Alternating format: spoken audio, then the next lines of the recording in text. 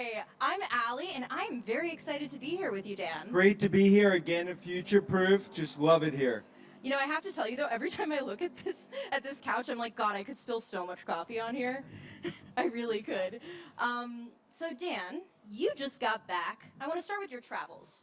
You just got back from Asia. What did you see over there, and did it have everything to do with AI? Yeah, so we were just in Asia for 2 weeks, just got back from here. And look, as I always say, you can't find the AI revolution on a spreadsheet or on the 10th floor of a New York City office building. And what we've seen throughout Asia, all the supply chain checks are showing demand's outstripping supply 15 to 1 from an AI perspective. We sat here a year ago talking about it was the beginning, obviously led by Godfather of AI, Jensen, NVIDIA. Now the second derivatives are starting to play out across software. Of course, Messi of AI, Palantir, what we see with Oracle, and what I believe is going to be the next phase in the software side. We come back from Asia more bullish on AI, given everything we see from a chip perspective, clearly. So what were you seeing from a chip perspective over there? Because it sounds like it was persuasive. I mean, incrementally, we've seen demand tick up another 10 to 15%, even from the last 4 to 5 months.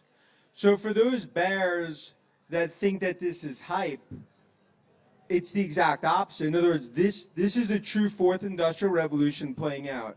But it's not just about NVIDIA. NVIDIA starts it. But now it's really it's the rest of the food chain. From the software perspective, the hyperscalers, obviously super bullish names like Microsoft, Google, Alphabet, and then the use case names. Look what's happened with Palantir, the Messi of AI. You look at names like ServiceNow. I believe Salesforce.com will be one of the next legs. And now we go to the second, third, fourth derivatives of AI. And it speaks to what we talk about a lot is that, many investors are like, is this a 1999 hype moment? We covered tech stocks back then.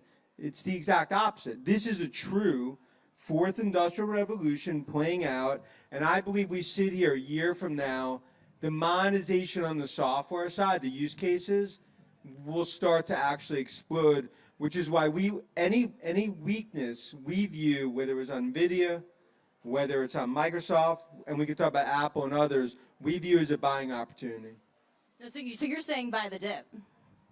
Look, we believe in the AI party, it's 9 p.m.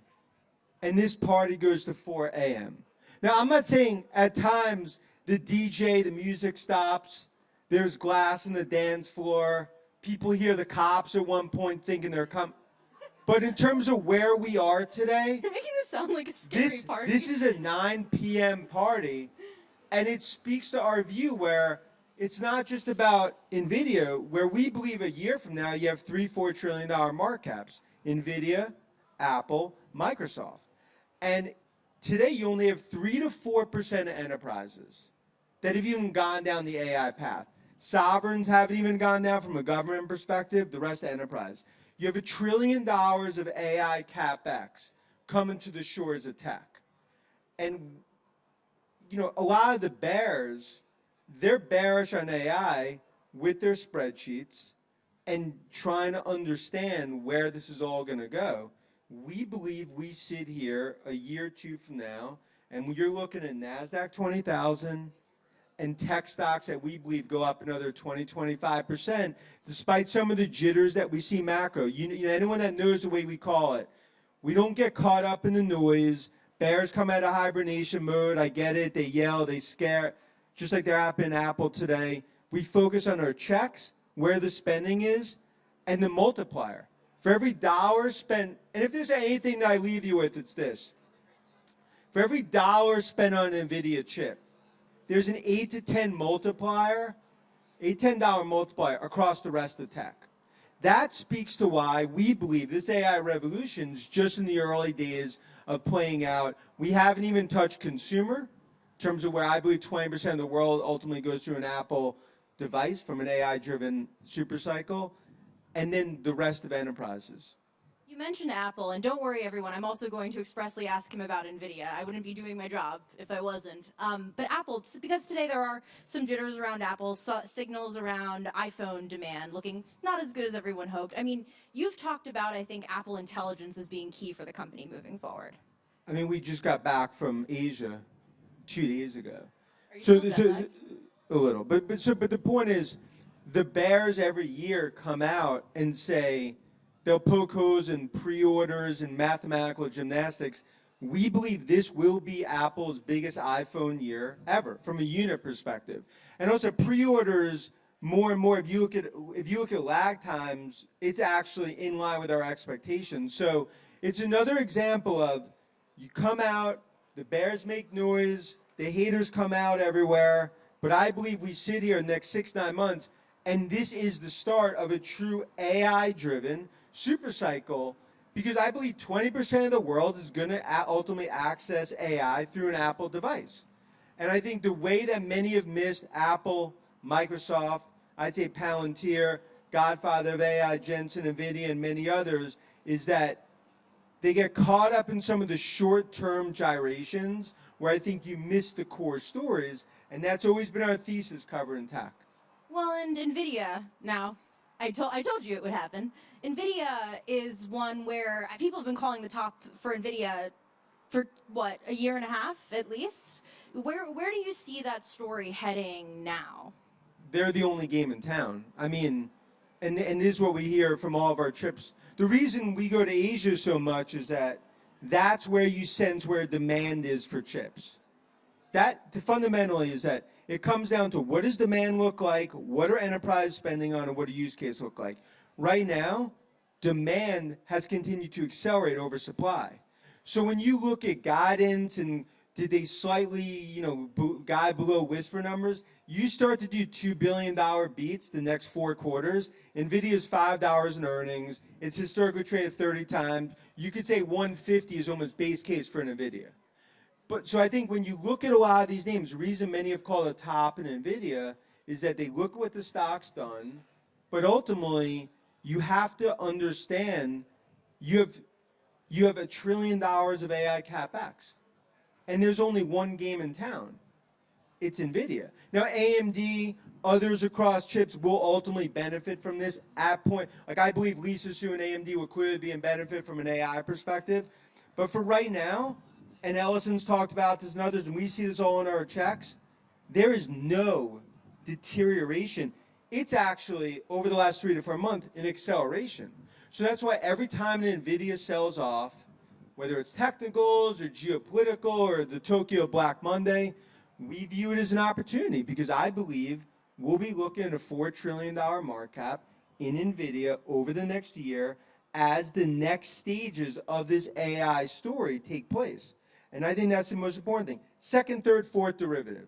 We haven't even touched the fate of the second derivatives. But that's also how Palantir was an elementary school, right? Like a little 7, 8-year-old. Everyone's like, it's just a government play.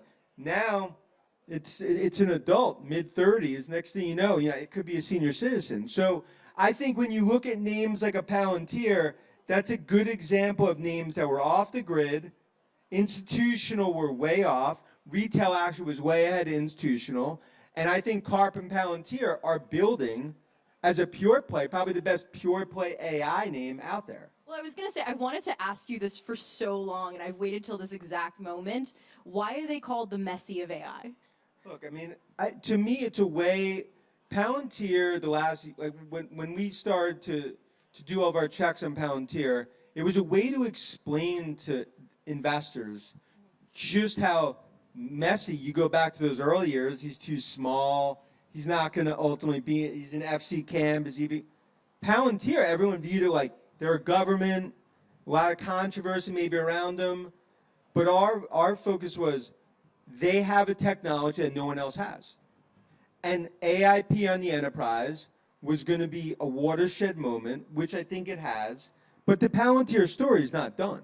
In other words, I believe this story is just starting, and I believe Palantir over the coming years will be a household name because of the use cases. Because AI without use cases is nothing. That's why the use cases with Oracle, look what's happened in terms of their quarter. We're seeing an explosion there. We've seen a tick up from hyperscalers in terms of Microsoft, Amazon, Google. You look at now, I think not just Palantir, ServiceNow. I think Salesforce.com is going to be a major beneficiary. And I could argue cybersecurity, because all these models, as they go into the cloud, you need to ultimately secure them. So I'd say cybersecurity is going to be another area as a second, third, fourth derivative. We're spending all of our time trying to identify the second, third, fourth derivatives of AI. And I think that's where, if a year ago we sat here and it was all just NVIDIA, Microsoft, and then dropped the mic, now it's more, what's the second, third, fourth derivatives of AI? And then you talk about Apple. Apple's one where the consumer AI revolution, as hundreds of apps get built on the Apple ecosystem, they will control AI on the consumer side. Eventually, Meta, Google, they're going to have to integrate into Apple Intelligence. So it's a good example of one where so many want Apple to fail. But the reality is it's the biggest install base in the world. It's 2.2 billion iOS devices, and 300 million iPhones have not upgraded in 4 years. So you're calling it here, Apple is going to be the gateway for consumer AI, it sounds like. You're absolutely certain. I don't even think it's a question in terms of them being a gateway. And I think that's why it's very easy on some of these names to get caught up. And we talk about it, right? For anyone that follows us, whether it's a quarter, whether it's news, whether it's a downgrade, whatever it may be, I think you have to have a process in terms of understanding. And when we model out Apple, I mean, this is going to start what we view as really a multi-year AI-driven super cycle. Many don't want to see that happen. So anytime there's negative news, the bears come out of hibernation mode, right? And make a lot of noise. But that creates the opportunity, just like NVIDIA and just like so many of these other tech names. And I think probably in almost 25 years doing this, probably more than any other time I could remember, the noise creates the opportunity for the alpha. You know, Tom Lee would talk about a lot on the macro side, but from a tech perspective, you know, I believe some that think it's tech that's not going to lead. Look, you could stay in a right lane, a minivan, going 40 miles an hour, owned in value, and that could be great with a broken radio. I'll pay up for the Bugatti in the left lane in tech, going 100 miles an hour, and let's meet up and see who did better at the rest stop. What stories? It's a good one. It's a good metaphor. Yes, you can clap. You can clap. What stories do you think the market is missing right now? I think the biggest story the market's missing is the software piece of AI. In other words, it's all now about the use cases. We have over 80 use cases on the enterprise. 4 months ago, it was less than 20. So what's happening is now the use cases for all these software vendors, it is going to give them a massive cross-sell opportunity. Whether it's Salesforce, whether it's Workday, we talk about ServiceNow, you've already started to see it. And I think you look at even names like Adobe. Adobe's a good example. Guidance, stock's off a bit, you see the negative reaction. Adobe is going to have their own sort of super cycle within their install base. So I think that's the biggest thing the market's missing is the use case pieces of AI that are now exploding where enterprise spend is, and you have what, 3% enterprises that have gone down, 3-4% that have gone down AI path.